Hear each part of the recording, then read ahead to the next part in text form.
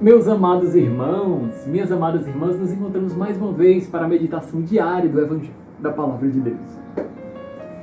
Vinde, Espírito Santo, enchei os corações dos vossos fiéis e acendei neles o fogo do vosso amor. Enviai, Senhor, o vosso Espírito e tudo será criado, e renovareis a face da terra. Oremos. Ó Deus, que instruíste os corações dos vossos fiéis com a luz do Espírito Santo, fazei com que apreciemos retamente todas as coisas segundo o mesmo Espírito e gozemos sempre de suas consolações. Por Jesus Cristo, Senhor nosso. Amém.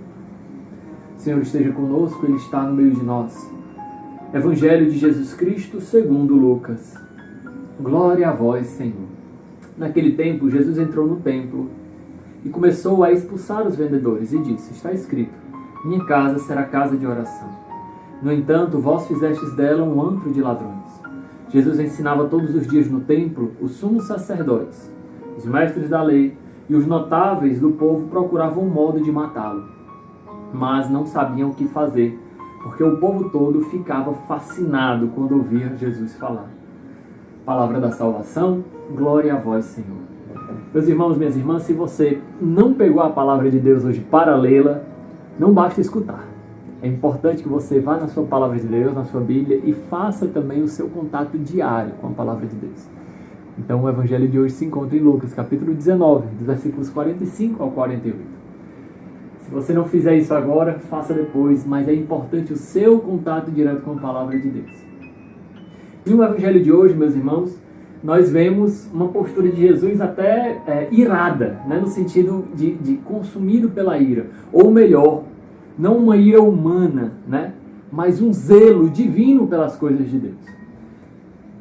Jesus, no final do Evangelho de Lucas, aqui já vão começar as perseguições definitivas para a sua crucifixão.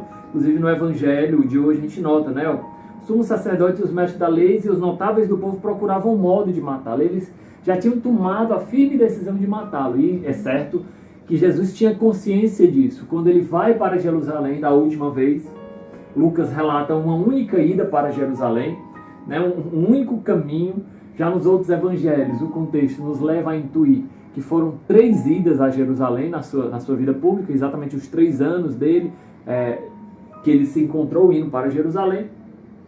Mas eles tinham tomado já firme decisão de matar a Jesus. Interessante, essa firme decisão quando tocaram no bolso deles, no lucro deles. Interessante, vejamos. Depois de Jesus expulsar os vendedores e falar com força que a casa de Deus é uma casa de oração, remontando, né, a um salmo, e outro salmo também que lembra: o zelo pela tua casa me consumirá. Jesus, então, aplicado, inflamado por esse zelo, expulsa os vendedores. Meus irmãos, o contexto ele é muito interessante, porque você imagina que todos os anos as pessoas iam para Jerusalém, de toda a região, de todo o país de Israel, e eles iam oferecer sacrifícios em Jerusalém. E eram dias, semanas às vezes, dependendo do lugar onde você morava, de viagem. Então você imagina como era dificultoso trazer animais, né? Você vir já era muito difícil, mas ainda você trazer os animais para o abate, né? Então um modo de simplificar isso foram os mestres da lei, os fariseus e outros vendedores notáveis. Eles vendiam esses animais na beira do templo, para que as pessoas pudessem ter essa facilidade. Sendo que isso, de certo modo, alienava o sacrifício. Por quê? Porque a palavra de Deus era bem clara. Deveria ser sacrificado o primogênito dos animais, o melhor carneiro. Então você vai ali comprar, você vai comprar qualquer um, se tornava um mero comércio. Então todos os anos você ia para Jerusalém, pagava ali a taxa, você não cuidou daquele animal, então se tornava uma coisa alienada da realidade pastoril, né, no caso dos pastores. E se tornava um mero comércio, você ia para Jerusalém, pagava, sacrificava, e óbvio, os vendedores vendiam a preços altíssimos pela lei da oferta e da procura. Então, aquele templo, naquela época do ano, ao invés de se tornar um lugar de oferecer a Deus as primícias, os sacrifícios, aquilo que era cuidado do povo, né? Que fazia parte de um banquete, muitas vezes, de um ritual de banquete, se tornava ali unicamente um lugar de comércio. Não era um lugar mais de adoração e de culto a Deus. Tantas vezes as pessoas iam talvez só para cumprir o preceito, vamos dizer assim. Jesus olha para isso e diz, não é para isso que a lei de Moisés foi dada. A minha casa, a casa de oração. Então ele expulsa os vendedores para mostrar qual é o verdadeiro sentido da casa e do sacrifício. Meus irmãos, se nós atualizarmos isso para o nosso dia a dia, nós muitas vezes podemos querer alienar o nosso sacrifício a Deus. E um salmo diz, oferecer a Deus um sacrifício de louvor. Então, o louvor, o nosso coração contrito, mas ao mesmo tempo, nosso coração que tem um desejo sincero de ofertar-se a Deus, não pode ser simplesmente alienado. Ou seja, algo que é só uma troca, que entra numa lógica de mercado, vocês entendem? Não. É uma lógica de gratuidade, de sacrifício, de doação de si mesmo. Não é uma lógica de retribuição, tá certo, meus irmãos? Isso é preciso ter muito claro dentro do nosso coração, dentro da nossa consciência. O nosso sacrifício de vida, adorar com a vida, exige de nós esse compromisso vital. Não é só uma parte do meu dia, não é só um momento da minha história, não é só essas oraçõezinhas aqui que duram de 15 a 20 a 30 minutos que eu vou ofertar a Deus. Não, a minha vida ela é toda entregue a Deus e como símbolo dessa vida toda entregue a Deus eu oferto esse tempo para lembrar da minha consagração, da minha entrega a Deus. O meu salário ele é consagrado a Deus porque eu sou um homem batizado consciente da minha condição de batizado. E aí, como expressão disso, eu oferto a minha comunhão de bens. Entende? Então, é porque eu entendo que Deus também quer que eu tenha uma família, que eu cuide do meu lar e etc. Mas a minha vida toda ela é entregue, ofertada, derramada no altar de Deus. Não é só uma parte dela. Não é alienada. Entende, meus irmãos? Então, esse contexto ele é bem interessante. E Jesus, ele manifesta esse zelo, essa força também. Talvez esse seja um evangelho um pouco simpático, né? Seja pouco simpático, né? Talvez a gente gostasse mais daquela passagem que Jesus diz, olha, vinde a mim, vós todos que estáis cansados. Sinto tão cansado, né? Do meu dia a dia. Ai, que coisa maravilhosa escutar. E eu vos aliviarei de vossos fardos, né? Aprendei de mim que sou manso e humilde de coração. Mas hoje nós vemos uma postura enfática do Senhor. Em determinados momentos, meus irmãos, minhas irmãs, Deus age conosco com esse amor exigente. Não para nos punir, mas para corrigir as nossas más inclinações. Corrigir aqueles caminhos errados que tantas vezes nós insistimos em tomar. Você sabe, meus irmãos, minhas irmãs? Nós não podemos ficar nessa mesmice. Nós precisamos escutar essas duras palavras do Senhor que nos apelam à conversão. Porque o Evangelho da Misericórdia é o mesmo Evangelho da conversão de coração.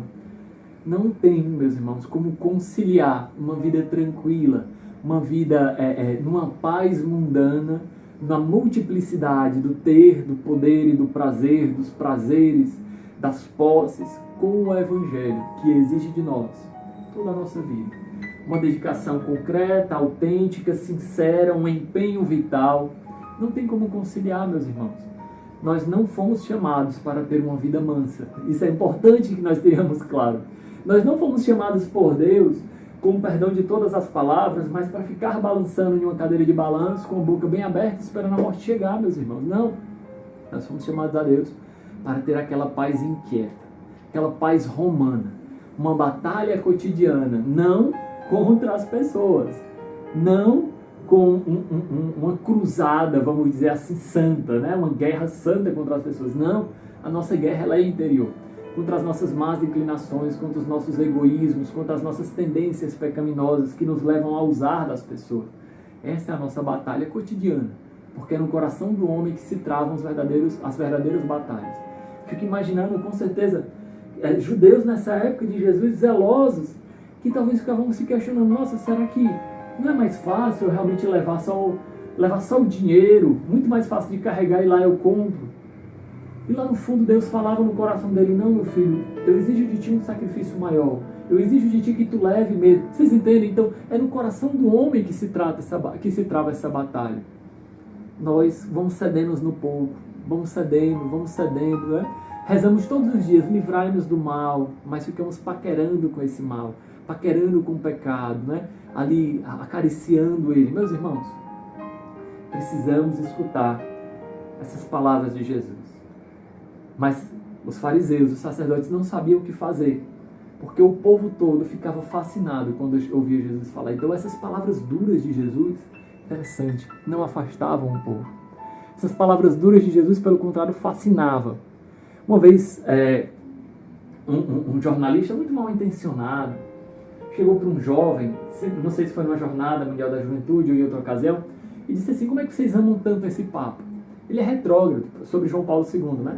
Ele é retrógrado, ele é contra o sexo antes do casamento, ele é contra os métodos anticoncepcionais, ele não aceita a ordenação de mulheres, o casamento homoafetivo. Falou um monte de coisa, ele é muito retrógrado. E o jovem disse assim: é verdade, nem sempre ele fala aquilo que a gente quer escutar. E nem sempre nós conseguimos seguir aquilo que ele fala. Mas nós sabemos que ele fala a verdade.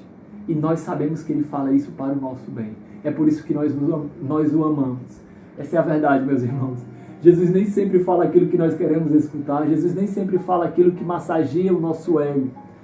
Mas Jesus fala a verdade. E João Paulo II, como mensageiro de Jesus, fala a verdade. E fala isso para o nosso próprio bem. A nossa conversão. É esse amor exigente que exige de nós. Louvado seja nosso Senhor Jesus Cristo, para sempre seja louvado. Em nome do Pai, do Filho e do Espírito Santo. Amém. Um grande abraço, meus irmãos.